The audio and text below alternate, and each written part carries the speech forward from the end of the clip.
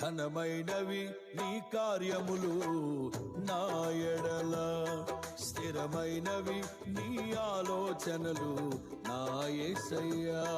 ఘనమైనవి నీ కార్యములు నా ఎడల, స్థిరమైనవి నీ ఆలోచనలు నా యేసయ్యా.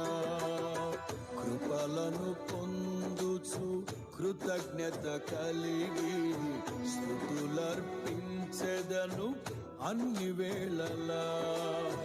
కృపలను పొందుచు కృతజ్ఞత కలిగి స్తుతులర్పించెదను అన్ని వేళలా. అనుదినము నీ అనుగ్రహమే, ఆయుష్కాలము నీ వరమే.